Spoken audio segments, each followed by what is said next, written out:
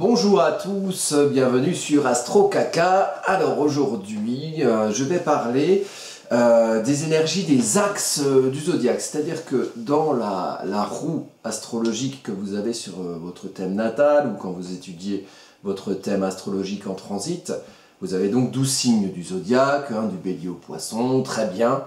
Et il y a différentes façons de comprendre les énergies résultantes de ces signes-là.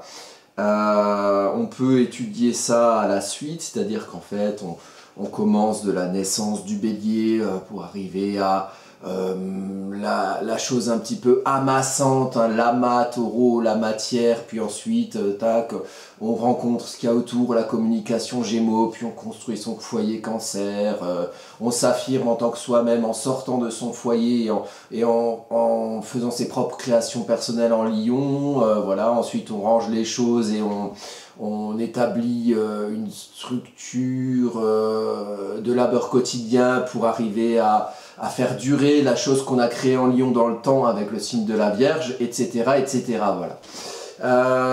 C'est une façon de comprendre les signes. Il y en a une autre aussi qui est très importante, c'est d'étudier les signes par axe. Donc, on a forcément 12 signes du zodiaque, donc 6 axes principaux dans le zodiaque. Donc, c'est le signe et son signe opposé, donc diamétralement opposé. Donc, il s'agit du bélier et de la balance, du taureau et du scorpion, du gémeaux et du sagittaire, du lion et du verseau, du cancer et du capricorne, plutôt avant, ensuite du lion et du verseau, puis vierge poisson. Voilà, ça c'est des axes très importants à étudier. Donc on va commencer par le premier, et le vecteur que je voulais prendre pour un petit peu comprendre cette énergie des axes, c'est l'axe ascendant-descendant. Donc là on est sur des axes de maison, vous avez vos maisons, de la maison 1 à la maison 12. À chaque fois les maisons ont des énergies qui sont analogiques à celles des signes, c'est-à-dire que la maison 1 est analogique au signe du bélier, donc il y a des correspondances, mais attention, le signe c'est une manière de faire, c'est-à-dire que vous avez votre propre planète personnelle, admettons Vénus c'est votre manière d'aimer, Mars c'est votre manière d'agir, en simplifiant vachement. Et quand ces planètes se trouvent dans un signe, c'est leur manière de s'exprimer. Une Vénus en Scorpion par exemple va être une Vénus, ou une Vénus en Bélier va être une Vénus très passionnée par exemple, une Vénus en Balance va être une Vénus qui va beaucoup adhérer à la chose et qui a de l'équilibre, qui a de l'harmonie, qui va essayer d'arrondir un petit peu les angles. Donc ça c'est des manières de faire, et attention, en maison c'est des domaines d'action. Donc une Vénus par exemple en maison 1, ça va constituer une identité, une personnalité qui aura des traits de caractère vénusiens pour la personne qui a Vénus en maison 1.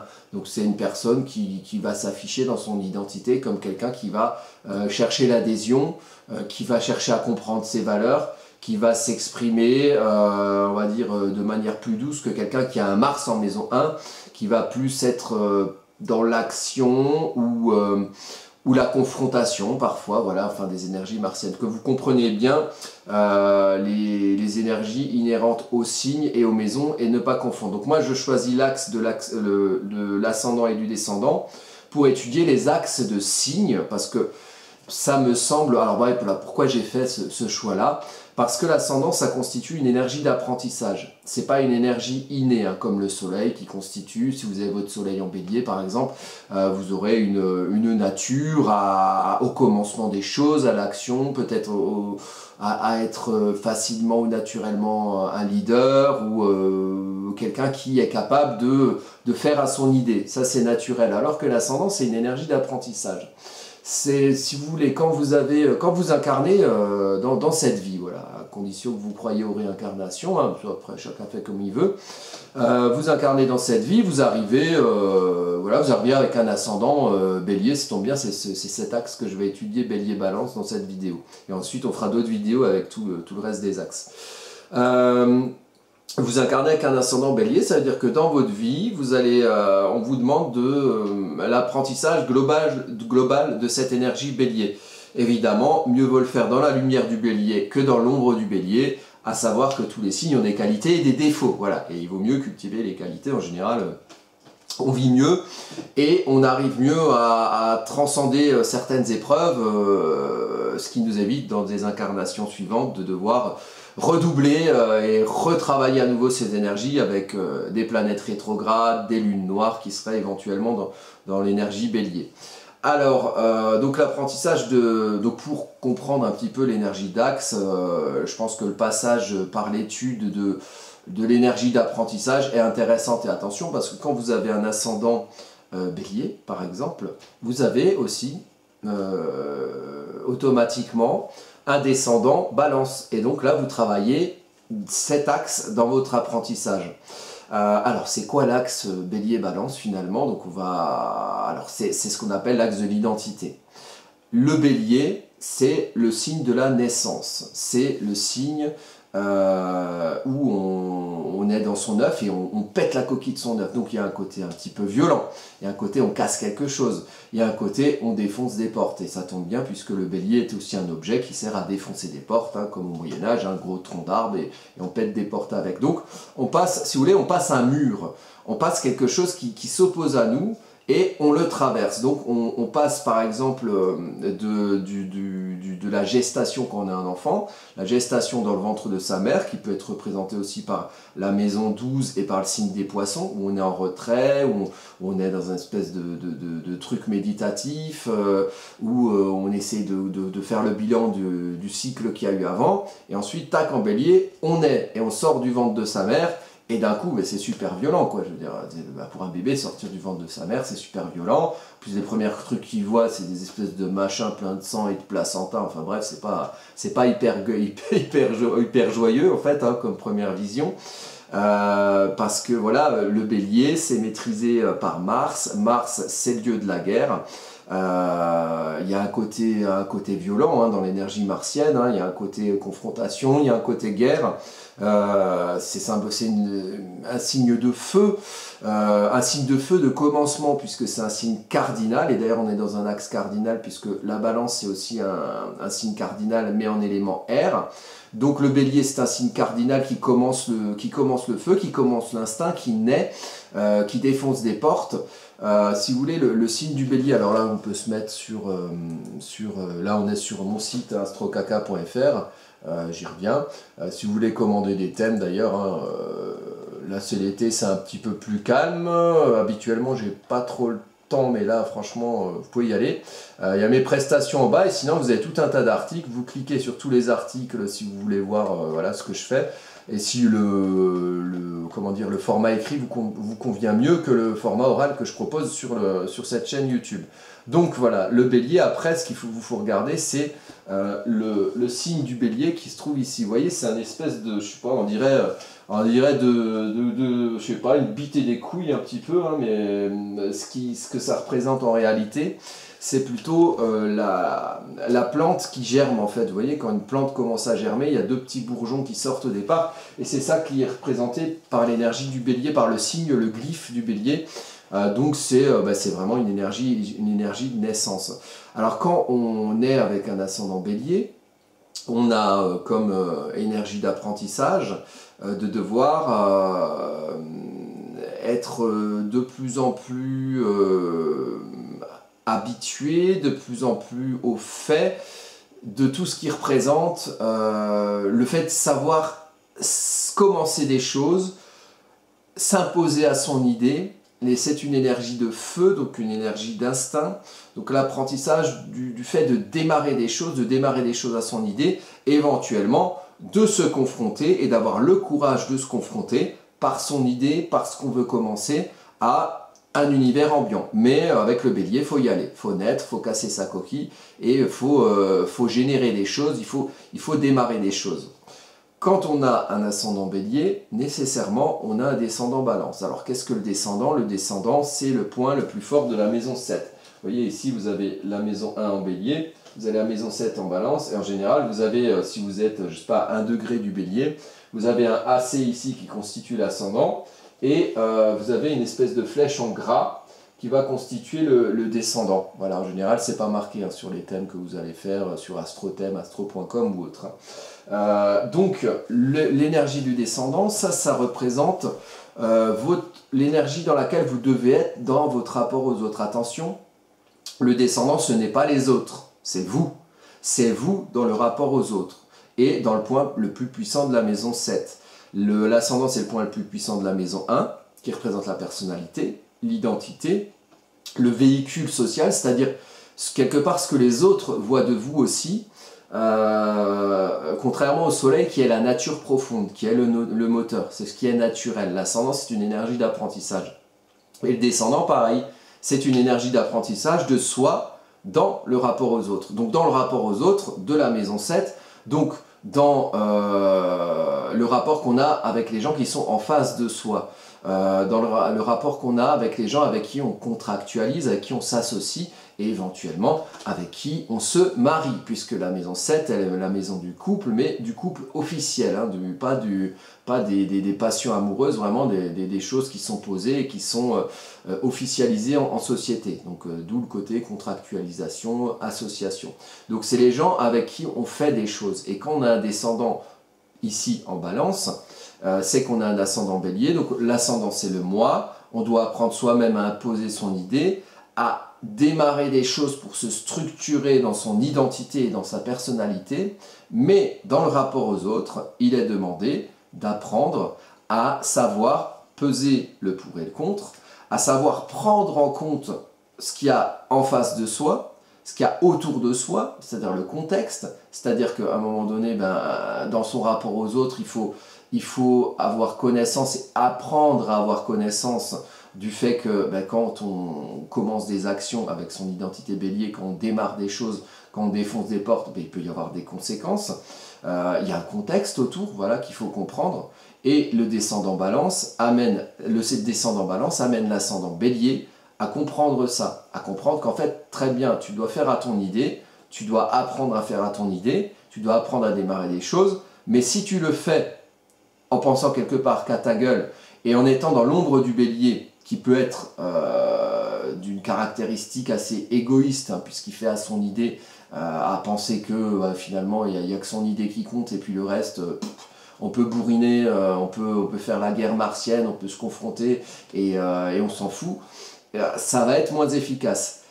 Il faut assumer en fait que dans son rapport aux autres, si on est ascendant bélier, on est descendant balance. Donc dans son rapport aux autres, on doit chercher un équilibre vénusien. On doit chercher une sorte d'équité, une balance équilibrée, une sorte de justice, puisque la balance, elle signe aussi de la justice. Si on déséquilibre sa balance, on rentre dans l'ombre de la balance. L'ombre de la balance, c'est l'extrémisme. Les plateaux sont déséquilibrés. C'est-à-dire que on peut soit être qu'à son idée et pas du tout penser aux autres, soit au final faire l'inverse et ne pas réussir à imposer son idée. Et il faut être dans un équilibre entre les deux. Si on bloque la balance ne fonctionne pas et on est dans l'indécision. Puisque Saturne, qui est une planète de restriction, de limitation, est exaltée en balance. Donc si on fait trop valoir l'énergie saturnienne en balance, on bloque sa balance. Et ce qui est demandé dans l'apprentissage de l'énergie balance, c'est justement de savoir soi-même trouver son équilibre, un équilibre sur le fil, un équilibre un peu mouvant, mais un équilibre qu'on aura construit soi-même et qui sera peut-être plus solide dans ce déséquilibre que le fait de bloquer, on va dire, de manière virtuelle sa balance ou de l'empêcher de fonctionner finalement, puisqu'une balance bloquée, ça pèse plus rien. Donc c'est une équité fausse quelque part. Donc voilà, savoir équilibrer sa balance dans le rapport aux autres, quand on doit apprendre à faire à son idée, à structurer son identité et sa personnalité en étant quelqu'un qui commence, en étant quelqu'un qui agit, en étant quelqu'un qui fait naître des choses. Donc il faut assumer son côté balance. Et au niveau du rapport aux autres, si on ne le fait pas, et si on laisse les autres prendre cette énergie balance pour soi, on va rencontrer l'ombre de la balance. Et rencontrer l'ombre de la balance, c'est quoi l'ombre de la balance? C'est l'indécision. C'est l'indécision ou éventuellement complètement de l'autre côté, hein, d'un très extrême ou de l'extrême opposé, c'est l'indécision ou alors c'est l'extrémisme. Ou alors c'est des gens qui vont venir à soi et qui vont être dans une quête de justice permanente, dans une dénonciation de l'injustice permanente, peut-être des gens qui vont se confronter à soi puisqu'ils vont trouver injuste le fait que en tant qu'ascendant bélier, on commence des choses et qu'on fasse qu'à son idée, qui vont vous traiter d'égoïste, qui vont se confronter à vous, qui vont vous faire la guerre martienne. Ou alors, ça peut être des gens qui sont dans l'indécision, et finalement, vous êtes le bélier, vous êtes le chef des moutons, et vous allez rencontrer que des moutons qui vont vous suivre sans vraiment de raison. La seule raison pour laquelle ils vont vous suivre, c'est une espèce de soumission à votre idée à vous, parce que ils vont admirer le fait que vous êtes bélier, que vous savez démarrer des choses. Eux en sont incapables, puisqu'ils sont dans l'ombre de la balance, et qu'ils sont dans l'indécision. Et vous allez vous retrouver avec une fausse adhésion dans votre rapport aux autres. Donc les autres qui seront... parce que dans l'énergie de la balance, vous devez assumer le fait que quelque part, il faut que vous soyez que les autres soient dans une énergie d'adhésion par rapport à vos idées, par rapport au fait que vous fassiez à votre idée. Si les autres ne sont pas dans une énergie d'adhésion, soit ils sont soumis, enfin soit il y a peut-être plus de subtilité, mais enfin les gros archétypes, c'est soit ils sont soumis, soit ils sont l'inverse d'être soumis et ils vous font la guerre. Voilà, ils vous font la guerre parce qu'ils trouvent que vous êtes injuste et parce que eux, ils peuvent être dans un extrémisme balance, dans un déséquilibre des plateaux et vous faire affronter l'ombre de la balance. En fait, quand on n'assume pas soi-même la lumière de son énergie au descendant, donc ici de la balance pour l'ascendant bélier, si on n'assume pas la lumière de l'énergie de son descendant, l'ombre de l'énergie de son descendant va arriver par les autres. Et donc, l'ascendant bélier va voir venir à lui l'ombre de l'énergie de la balance. L'ombre de l'énergie de la balance va générer chez lui l'ombre de l'énergie du bélier, donc de l'égoïsme. Donc aussi parfois, le bélier, il aime bien commencer les choses, et vite, il peut être impatient, en fait, et il veut commencer autre chose. Donc il défonce une porte, c'est bien, il a défoncé la porte. Il y a des gens qui l'ont suivi éventuellement, puisque le bélier, il y a un petit côté leader. Et puis, d'un coup, il trahit tous les gens qui l'ont suivi, parce qu'il s'en fout de la porte, là, il veut aller défoncer une autre porte, il veut aller démarrer autre chose. Et dans l'énergie du bélier, un des enjeux, c'est de pouvoir aussi, quand on commence quelque chose, réussir, par l'énergie taureau qui suit, à faire quelque chose de matériel avec ce qu'on a commencé, et pas juste abandonner, et pas juste faire la guerre et laisser une terre brûlée derrière soi. Non, le but de commencer des choses, c'est bien que ça puisse continuer. Et le bélier doit apprendre ça, à continuer les choses et à pas être je pète une porte, je pète une autre porte, je pète une autre porte. Auquel cas, les gens qui l'ont suivi, qui peuvent être dans une énergie balance à son descendant, vont se retrouver trahis et vont donc trouver ça injuste et vont donc faire la guerre à l'ascendant bélier. Vous voyez, c'est un peu dans cette énergie de va-et-vient, de miroir, dans son apprentissage de son identité à soi et dans son rapport aux autres. Donc là, on est dans l'axe ascendant-descendant, maison 1 d'identité, maison 7 du rapport aux autres, ou à l'autre, dans le couple, parce que tout ce que je dis, ça peut marcher pour le couple. C'est-à-dire qu'à un moment donné, un ascendant bélier, en couple, il peut rencontrer quelqu'un, il ne peut pas nécessairement rencontrer quelqu'un qui a de l'énergie balance, ou un soleil balance, ou même un ascendant balance, ça peut arriver. Et là, à ce moment-là, il faut étudier les synastries, donc les comparaisons de thèmes, pour voir comment ça match dans le couple au niveau astrologique. Mais il va avoir besoin, l'ascendant bélier, d'une énergie balance quelque part dans le couple. Donc il va avoir besoin de quelqu'un qui adhère quelque part à son idée. Et ça paraît assez logique finalement, puisque quelqu'un qui aime bien démarrer les choses, genre un entrepreneur, s'il rencontre une femme qui ne peut pas blairer les gens qui entreprennent, en général, ça matchera forcément moins bien. Alors on dit que les opposés s'attirent, il y aura peut-être d'autres éléments dans le thème qui feront qu'il y aura une adhésion telle ou telle d'une personne à une autre, mais enfin bon, l'énergie, les béliers ont besoin, en phase 2, ils ont besoin d'assumer l'énergie balance avec les gens qui sont en phase 2, donc ils ont besoin aussi quelque part d'adhésion, ils ont besoin d'un équilibre vénusien, ils ont besoin d'une certaine harmonie, ils ont besoin d'une certaine douceur, parce que eux, ils sont dans l'apprentissage justement de quelque chose qui est beaucoup plus violent, qui est beaucoup plus dans la guerre, qui est beaucoup plus dans l'action, qui est beaucoup plus dans l'instinct. Et l'ascendant bélier est un signe de feu, le descendant balance est un signe d'air, mais c'est aussi un signe cardinal. Donc un signe d'air, c'est un signe de communication, de mentalisation, de compréhension mentale des choses, de représentation des choses par les mots des hommes, par le langage, par le verbe, mais aussi par la compréhension mentale qui se fait aussi par les mots. La balance est aussi un signe cardinal, donc c'est aussi un signe de commencement, c'est un signe de rencontre, la balance. Donc le bélier, par son apprentissage du commencement, dans son rapport aux autres, il peut impulser la rencontre si vous voulez, mais ce sera impulser une rencontre dans un but d'équilibre, dans un but d'harmonie, dans un but d'équité et dans un but d'adhésion vénusien. Ce ne sera pas une rencontre dans le but je vais faire la guerre. Non, le bélier, la guerre, c'est son apprentissage. C'est son apprentissage, c'est-à-dire la guerre, le Mars, hein, l'action, c'est l'apprentissage du passage à l'action. Mais pour passer à l'action, lui va passer à l'action dans son identité, par sa personnalité, et dans son rapport aux autres, il peut aller vers la rencontre balance, mais il aura besoin de quelque chose qui s'équilibre avec sa personnalité, de quelque chose de plus harmonieux, de plus doux, voilà, de plus vénusien.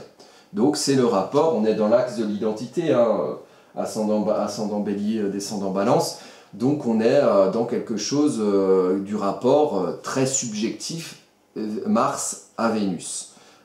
Sur un thème natal, votre subjectivité se voit par le placement de Mars et Vénus. Si vous avez Mars et Vénus opposés, vous allez être plus des gens qui auront peut-être un peu plus de recul sur leur subjectivité, mais il faudra mettre en relation ce qu'on aime et notre manière d'agir, hein, savoir aimer agir et savoir agir en fonction de ce qu'on aime. Et les gens qui ont des Vénus et des Mars qui sont plutôt rapprochés, ça va être des gens plus subjectifs, qui vont aller plus facilement à leur idée, mais qui ont plus de mal à avoir du recul sur leur propre subjectivité, vous voyez. Alors ce que je voulais faire encore, je ne sais pas au niveau du temps où on en est, je voulais regarder les transits en fait pour l'ascendant bélier. Vous voyez, j'ai pris, donc ça là on est sur l'ascendant bélier, et j'ai regardé un petit peu où est-ce qu'on en est. Là on est le 6 août 2022 par rapport au placement des planètes prochainement. Où est-ce que vous allez en être les ascendants béliers? Là par exemple pour le moment vous avez, vous voyez, Jupiter rétrograde. Donc Jupiter pendant plus ou moins un an là, à partir d'août 2022 va être, et puis le plus gros de l'année 2023 va être en bélier. Donc là on vous demande globalement aux ascendants béliers qui avaient Jupiter dans votre maison 1 de prendre votre place dans votre personnalité. Là actuellement Jupiter est rétrograde, donc il y a peut-être un côté introspection, un côté je dois comprendre comment je dois prendre ma place dans mon identité qui doit m'amener à agir, à commencer des choses, à être un leader, à être quelqu'un qui est dans l'impulsion. Voilà. Donc comment prendre sa place en étant le démarreur d'une voiture, en étant le démarreur de projet, en étant l'entrepreneur, comment je dois prendre ma place, comment je dois y réfléchir. Et quand Jupiter passera en mode direct, je crois que c'est en fin d'année, là 2022, à partir de, je sais plus, novembre, un truc comme ça, là, peut-être que vous aurez une énergie qui va vous amener, qui va amener votre identité à votre personnalité, à prendre de la place, après avoir réfléchi à comment vous vouliez prendre de la place. Là, actuellement, vous avez la grande conjonction qui a eu début août, nœud lunaire nord collectif, Uranus-Mars est dans votre maison 2. Donc peut-être que en cet été 2022, vous avez pu ressentir quelque chose qui vous amenait à agir, à évoluer dans votre situation matérielle concrète. Vous avez une maison 2 en taureau, d'ailleurs c'est le propre des ascendants béliers, c'est qu'ils ont les maisons analogiques au signe duquel ils sont analogiques. C'est-à-dire qu'un bélier a maison 1 en bélier, maison 2 en taureau, maison 3 en gémeaux. Maison 2 c'est analogique au deuxième signe du zodiaque, le taureau. Maison 3 analogique au signe du zodiaque, troisième signe du zodiaque, le gémeaux. Vous voyez, donc c'est des gens, l'énergie est vive pour un ascendant bélier. Donc il y a quelque chose dans la situation matérielle. Alors Uranus va y rester un moment dans votre maison 2, par contre Mars va bouger et il va rester un moment dans votre maison 3, puisqu'il va passer 7 mois, il va avancer, rétrograder et réavancer. Normalement Mars passe que 2 mois dans un signe. Là il passe 7 mois de fin août 2022 à mars 2023. Donc c'est quand même beaucoup. Donc il y aura beaucoup de dans votre communication, votre rapport au local, aux personnes non choisies, dans votre communication autour de vous, vous allez être amené à agir. Et vous voyez que ce sera à un moment donné en sextile avec Jupiter. Donc un moyen d'agir en prenant votre place, en tant que vous-même, par votre personnalité, par votre identité, agir au niveau local. Donc, dans les 7 mois qui vont venir, à partir de fin août 2022, vous allez avoir sûrement certaines choses qui peuvent venir de l'extérieur ou qui peuvent venir de vous-même, qui vont vous amener à prendre votre place au niveau local, dans votre identité et d'assumer votre ascendant bélier. Puisque l'ascendant bélier, c'est un démarreur, c'est quelqu'un qui est leader de projet, qui est leader de création, et là, on va vous demander de le faire à travers votre communication, votre compréhension des choses locales. Si vous êtes dans le commerce, par exemple, ça peut avoir un lien avec la clientèle. Peut-être que vous aurez des choses qui vous amèneront à prendre votre place dans votre clientèle ou qui vous feront réfléchir à quelle place vous voulez prendre par rapport à une clientèle ou par rapport aux gens autour de vous localement. Donc ça, c'est intéressant. Donc après le soleil, hein, il passe à chaque fois un mois par signe, hein, ça c'est logique. La lune, elle fait le tour en 28 jours, donc on ne va pas forcément détailler ici. Vous avez Saturne, hein, dans votre maison 11, donc maison 11 en signe d'air Verseau. Donc là, il va passer en poisson en mars, il va passer certainement dans votre maison 12 à partir de mars 2023. Là, il est encore en maison 11 en Verseau, donc il y a vraiment un côté qui peut être aussi sextile, vous voyez, avec Jupiter à partir du moment où Jupiter va avancer un peu. Donc là, il y a aussi quelque chose qui va vous demander de comprendre ce qui se passe autour de vous, comprendre ce qui se passe dans vos réseaux amicaux ou dans les réseaux qui peuvent générer des projets collectifs. Donc il y a vraiment, là si vous voulez, moi je vois là, des ascendants béliers actuellement dans les prochains temps. Vous allez être dans une énergie de planète d'air dans un signe de feu, planète de feu Mars dans un signe d'air, planète de terre dans un signe d'air ici. Donc une énergie jusqu'à mars 2023 où vous allez être bien accompagné pour démarrer des choses, pour commencer des projets qui vous feront prendre votre place à la fois dans l'univers local autour de vous et peut-être aussi dans des projets collectifs qui pourraient éventuellement aller au-delà selon les vies que vous avez et les décisions que vous prenez. Voilà.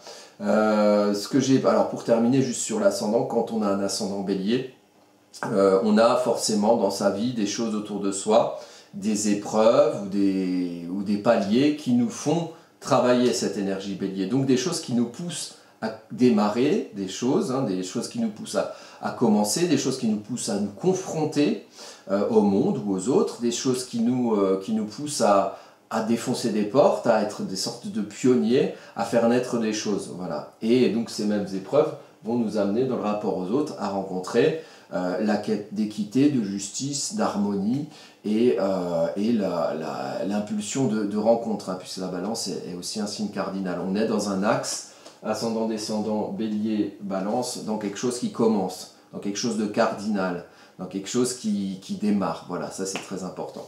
Bon, je pense qu'on a fait le tour de pas mal de choses. Alors évidemment, j'en ai oublié, là, je fais mes vidéos, je construis mes vidéos comme habituellement, c'est-à-dire dans une espèce d'improvisation. Je prépare pas de texte, rien du tout, hein. C'est juste que moi je connais globalement les énergies et que je me dis si je les évoque dans un certain ordonnancement, c'est que ça a peut-être une raison qui passe par une espèce d'intuition ou d'instinct chez moi, mais derrière il y a beaucoup de travail, il y a beaucoup d'études, ce qui me permet ensuite de pouvoir discourir longuement, et j'espère avec le plus de précision possible et que vous puissiez comprendre au mieux mes réflexions autour des énergies, des signes du zodiaque.